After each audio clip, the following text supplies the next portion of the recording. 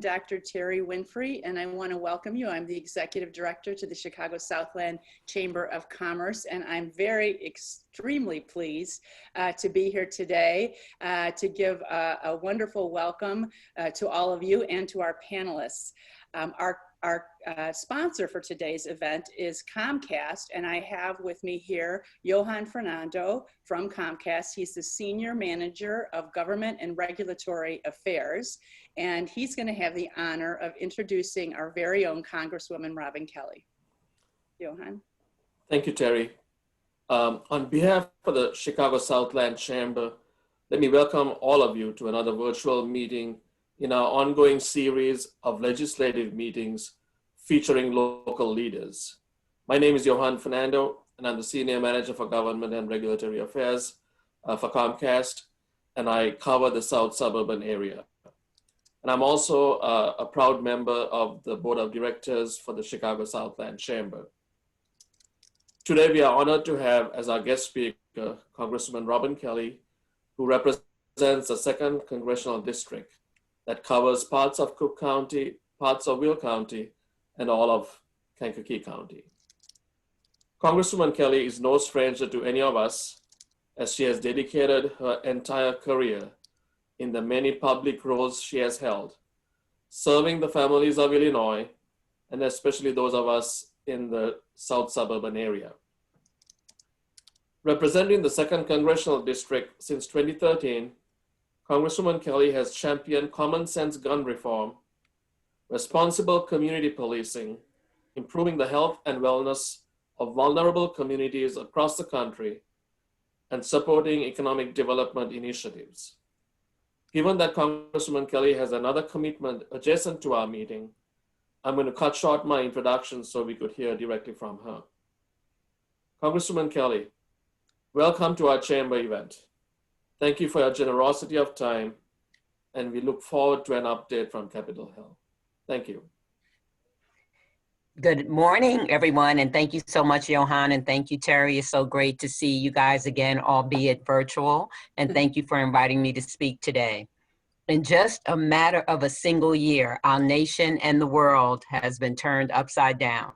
Our families, our small businesses, and our communities are struggling. I've heard from many of you about the need for further assistance, and I've been working hard to ensure that more aid is provided so communities can recover and move towards an economy that works for everyone. Presently, Congress is working to pass President Biden's $1.9 billion stimulus plan. This package, called the American Rescue Plan, will help to set up the American economy for a strong recovery. It's designed to crush the virus, put money back in people's pockets, and put people back to work. It's past time that we pass a bill that will provide legitimate help to the American people. This plan, as it sits right now, will provide Americans with $1,400 direct. Oh, Congresswoman, you're muted. Sorry about that. This package, called the American Rescue Plan, will help set up the American economy for a strong recovery.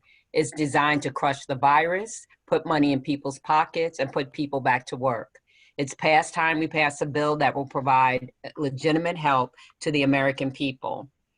This plan, as it sits right now, provides Americans with $1,400 in direct payments. It will provide $400 a week in pandemic unemployment insurance and extend the program through September 2021. We'll see. The plan is for it to raise the minimum wage to $15 an hour, although this will be subject to the budget reconciliation process.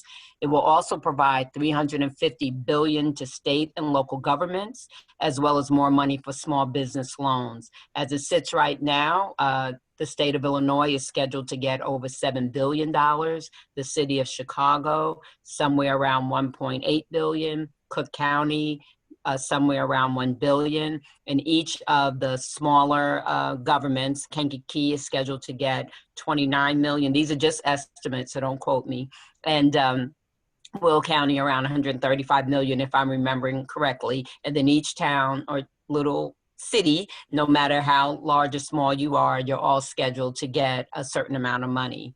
The plan will provide crucial support for the hardest hit small businesses, especially those owned by entrepreneurs from racial and ethnic backgrounds that have experienced systemic discrimination. Small businesses, I know, are the foundation of our communities. In New York, my grandparents started Ross's Grocery, a mom and pop grocery store where my grandparents' grit and entrepreneurial spirit created economic opportunity and food security for so many in their Harlem neighborhood. That's where I learned, starting at 8 years old, not only the value of hard work, but the importance of small business in our communities. And that's why in November, I formed an SBA, Economic Development Advisory Committee, to ensure that the concerns of small businesses are directly addressed. The advisory committee gives business owners, contractors, and executives the opportunity to speak up and make suggestions. The goal is to take their ideas and suggestions back with me to Washington to bring about real change. I'm pleased to report that business owners and chambers of commerce from Chicago, South Suburban Cook County, Will County, and Kankakee have joined my advisory committee. If any of you would like to join, please contact my office at 708-679-0078 and leave a message for my district outreach manager, April Williams-Luster. We're still not really open because of COVID, but we will get back with you within 24 hours. The committee recently conducted a seminar on the PPP loan process, which is now posted on my YouTube and Facebook pages, so please check it out. It's one in a series of webinars the committee will host to inform small business owners about the SBA, as well as other educational programs that are available. Just like the PPP webinar, future programs will stream live on Facebook and will be posted on my YouTube channel, so those unable to live stream can access them later. After passage of the American Rescue Plan, one of our top priorities in Congress is to pass the For the People Act, or H.R. 1. Its purpose is to strengthen our American democracy. Our democracy urgently needs repair. We need only look at the events of the last few years to realize that measures must be enacted to shore up gaping holes in our democratic process. The Act measures include automatic voter registration and other steps to modernize our elections, a national guarantee of free and fair elections without voter suppression, coupled with a commitment to restore the full protections of the Voting Rights Act. This is especially critical for communities of color. Racial justice cannot be fully achieved without a system in which all Americans can exercise political power through their vote. That act also includes critical campaign finance reforms, including small donor public financing to empower ordinary Americans instead of big donors, an end to partisan gerrymandering, and a much needed overhaul of federal ethics rules. These reforms represent our opportunity to bring about the meaningful changes that are necessary to strengthen our democracy and to ensure that each of us has a voice in the decisions that affect our lives. In this time of COVID, we've also seen the vital importance of community health and wellness. In January, the president signed a bill I introduced that will increase access to lower cost generic drugs and bolster competition within the generic drug workplace. And that was President Trump that signed that bill. The Orange Book Transparency Act will finally give Americans a break from astronomical drug costs. It will result in more affordable drug prices and higher quality life-saving medicines for Americans. At the same time, it will enhance market competition by getting generic drugs to market more rapidly. I am also working to protect the health and well-being of our brave veterans. My Solid Start Reporting Act passed the House as part of the Veterans Compact Act. This bipartisan legislation supports the VA and is designed to prevent veteran suicide by proactively contacting veterans several times during the first year after departing from the armed forces. I'm also working to bolster our nation's cybersecurity at a time when we've never been more vulnerable to attack. As a reminder, cybersecurity greatly impacts our municipalities right here in the South suburbs. If there was any doubt that cybersecurity is a life and death matter, we received an eye-opening confirmation just a few weeks ago. In the city of Oldsmar, Florida, about the size of many towns that I represent, a hacker accessed a water system and tried to pump in dangerous amounts of chemicals. The toxic mix could have sickened and even killed residents of the town. Luckily, an attentive worker spotted it and reversed the action. So we can plainly see from the community to the national level, the stakes could not be higher. Also last month, the former president signed into law a bill that I introduced with my Republican colleague, Will Hurd, called the Internet of Things Cybersecurity Improvement Act. This bill will strengthen U.S. government IT systems and help officials patch existing vulnerabilities to protect our national security and personal information of American families. Russia's recent hack of our federal agencies was a moment of reckoning, and we cannot let that happen. That's why it's absolutely necessary that we commit to the highest levels of cybersecurity. Another cybersecurity bill that I introduced was signed into law is the U.S. Safe Web Extension Act. This bipartisan bill extends the authority of the Federal Trade Commission and U.S. law enforcement to work with global partners to prevent, combat, and punish global cybersecurity targeting Americans. As technology advances, it will also be essential that workers have the tools to compete in the 21st century economy.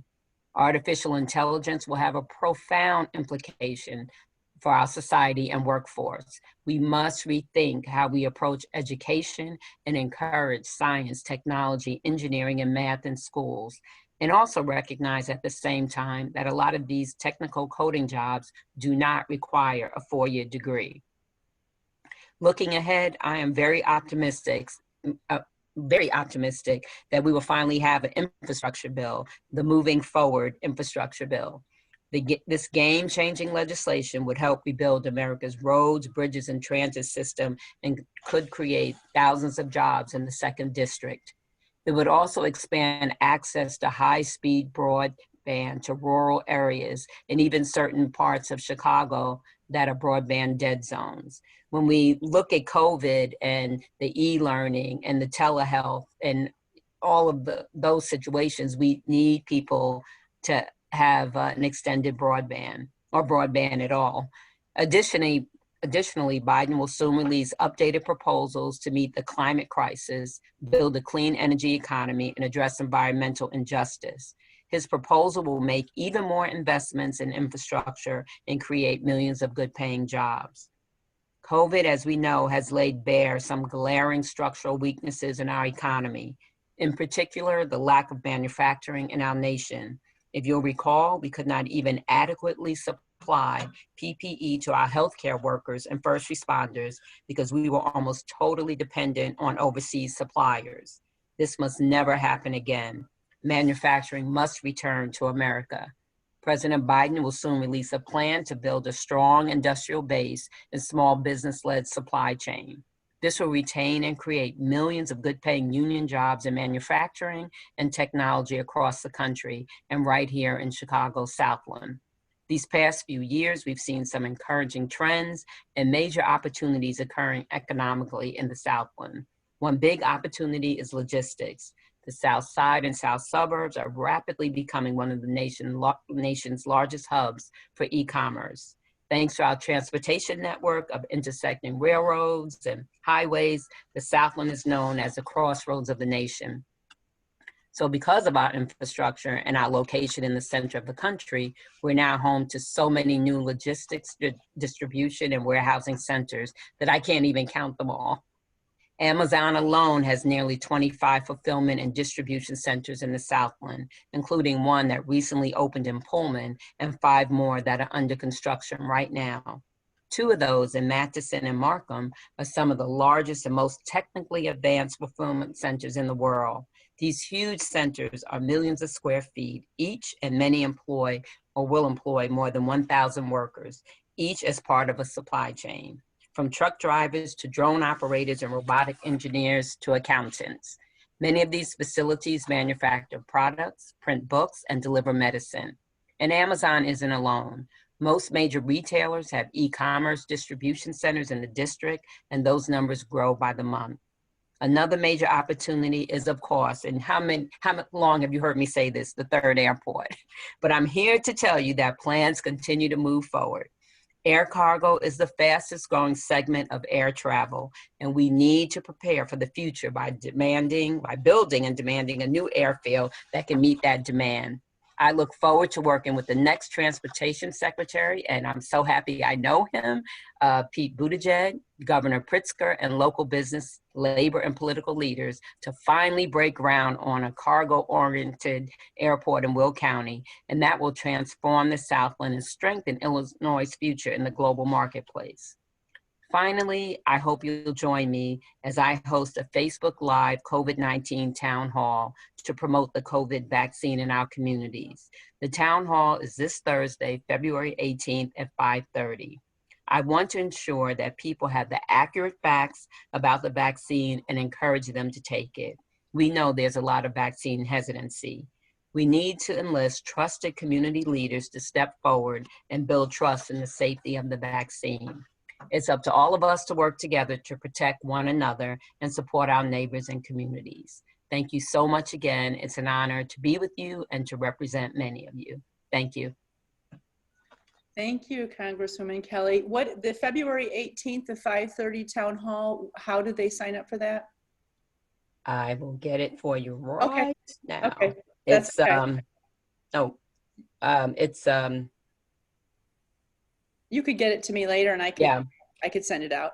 That's right, fine. because it's, I have to give the whole, the punch in and all that jazz. Just let me know and I'll make sure that we send it out to our membership. And I do have a question that's been posed. Do you have time to address a couple questions? Yeah. Okay. So the first one that I have here, and those in the audience, please put your questions in the Q&A box and we'll take advantage of whatever few minutes that the Congresswoman has. The first one, oh, I love this. This is a question for Congresswoman Kelly. First of all, thank you for taking the time to speak today.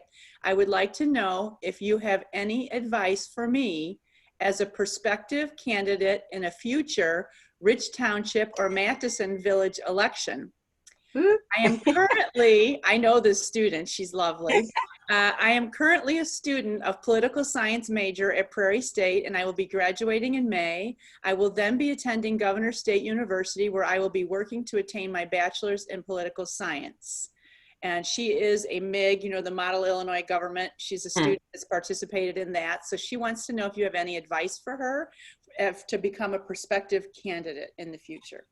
Well, I think if you want to become a prospective candidate, I think that joining on with the campaign so you can see, what that's all about. If you think you want to work on a certain level of government, get to know someone from that level of government that you believe is a role model or could be a mentor. But I think you need to, find out as much as you can of what it entails to be whatever you think you want to be. And even if you start at a more local level, I've worked on every level of government. I was the community affairs director for the Village of Matheson. Then I ran for state rep. I was a state employee as a chief of staff for Alexi Janulius. And then I worked for the county, and then I came to the federal government. So I worked on every level. Not that I planned it like that, but that's the way it turned out. Thank you for that. I think a lot of us know and remember the time when you were working even here locally and in the Village of Matheson. And so what do you see now? I mean, they just had some great things that have just happened in the Village of Matheson. So what do you have to say from what that community looked like back then and what it looks like now? Well, when I first came to the village and worked at the Matheson was really, really thriving, and, a lot of retail, it was like a retail hub. And then, the recession hit, there was the moving of many, many stores out of the village.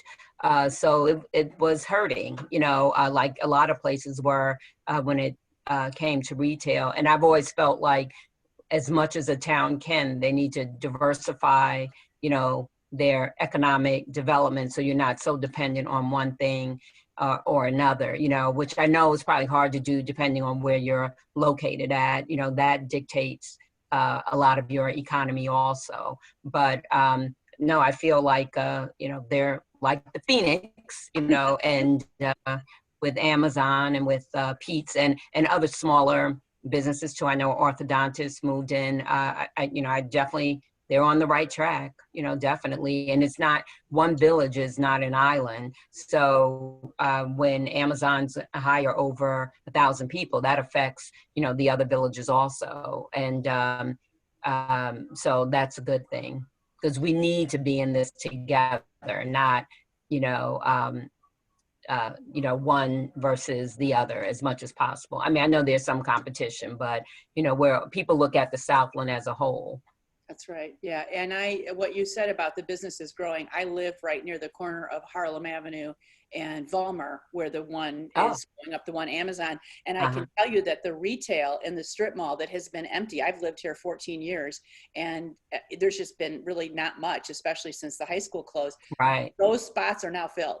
So I thought I noticed that when I was coming down Harlem. Yeah. So yeah, it's filling up and there's activity.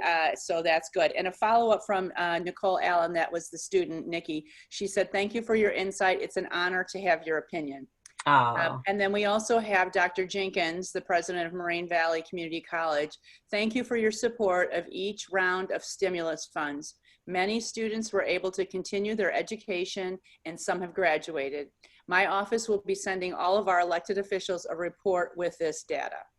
Oh, fantastic. Yeah. The more information we have, the easier it is to get legislation passed, which, as some of my colleagues don't want to do, any other round. They just feel like, we've done enough. So the more data and information that we have, that helps us tremendously in bringing legislation across the finish line and getting it back to you, the resources. So how can we, the Chicago Southland Chamber, help you with that? Is there something that if we sent it out to ask for reports and kind of gathered the information for you, would that be helpful? Sure, and then even sharing it with not only me, but Dick Durbin and Tammy Duckworth and other people that represent. I know I'm not everyone's congressperson, but represent the Southland Chamber. Maybe I am most, but I know I'm not the only one. But that's very helpful. Like I'm on energy and commerce, so I was on a 12-hour markup Thursday, then continued for 8 more hours on Friday, and we did all the healthcare things and some other things also, energy and things like that. And then I'm on oversight, so we did that. So the more information we have that we can share, that's great, because people share things from their own, communities about what's going on.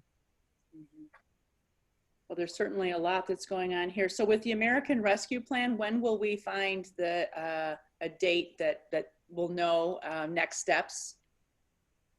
Well, we turned in everything today on the House side. All the, even though, I heard on the news so many times, so they're recessed back to their districts, but that's when I was on my 12-hour and 8-hour, and we were working, believe me. And we turned in everything on the House side to the budget today. So, now there'll be, reconciliation and all of that. But I'm hopeful because, he wants us to get this done as soon as possible. So I'm hoping we're voting when we go back next week. And then I'm hoping sometime in March that we get this done.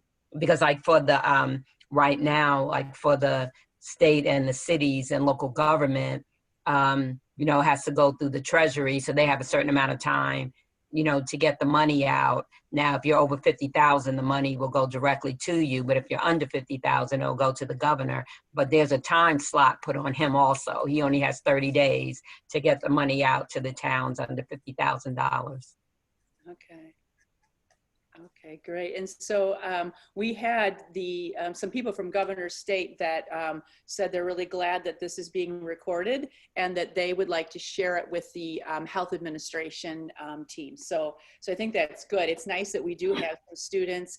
I think that our students are always interested in knowing how things work.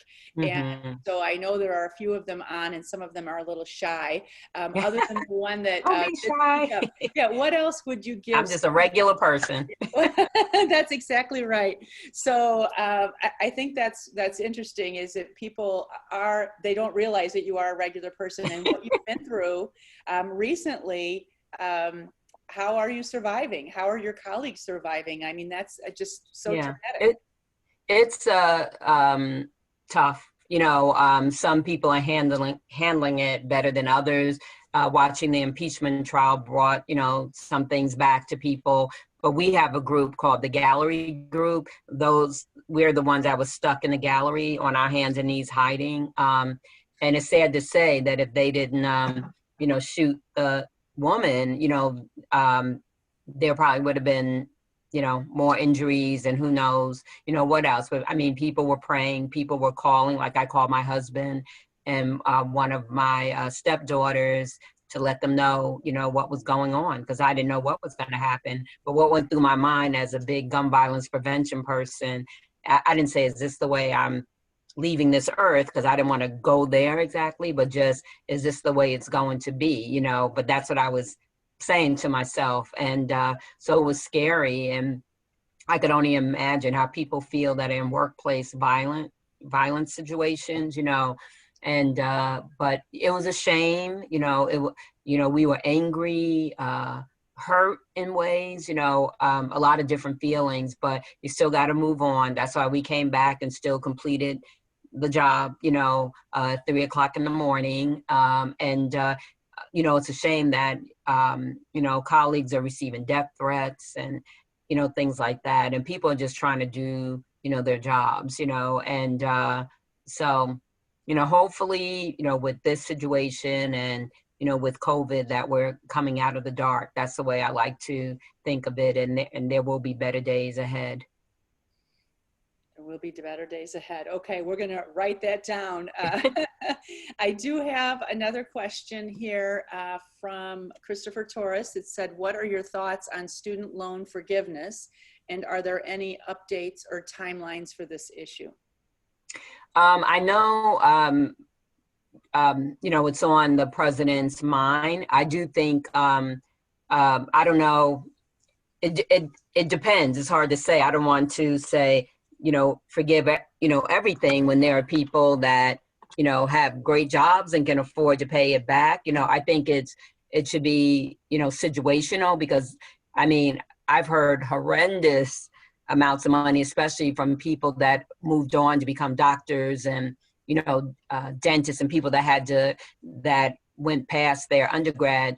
The last amount I heard, that the average student who graduates from undergrad owes around $29,000. I don't know if that has changed any, but also I've met people that have gone on, to get their masters or, to become, doctors, lawyers, all of that.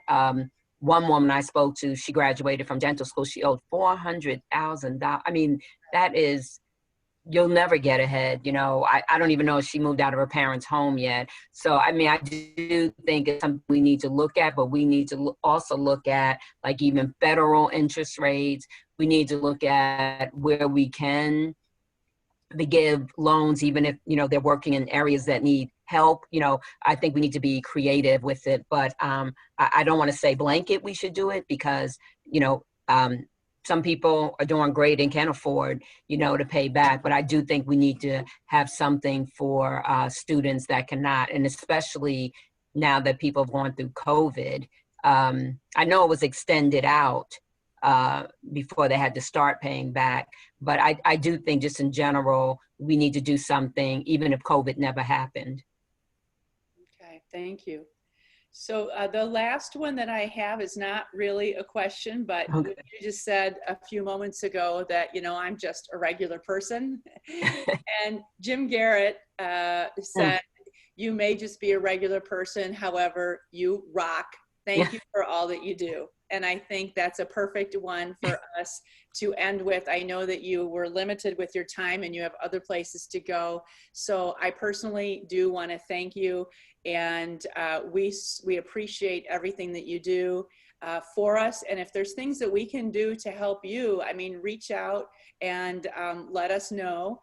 And I also just wanted to let you know too that in closing, I said that once, I'll say that one more time, but Dr. Green, the president from Governor State University, just posted, and she said, good afternoon, Congresswoman. Oh, I see it. Yeah, I'm also listening to your presentation. I'm very grateful for your support of Governor State University. I will also be sending you a report on the use of the CARES funding. Oh, good. And I teach adjunct at Governor State University and enjoy every minute of it. And I have referred students because as teaching, and they didn't have what they needed, you know, didn't even have, you couldn't get online. And so they were able to get a hotspot loaned. Oh, good. Because of, you know, with the CARES funding. So they might have a cell phone, but if they're in a place when they don't have good connectivity, and Right.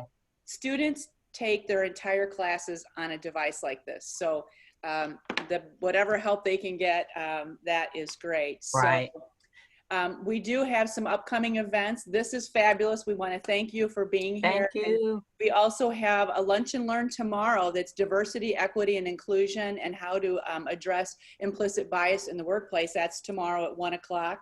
We have a Federal Reserve economic forecast on March the 3rd. So those are a couple things that we have coming up.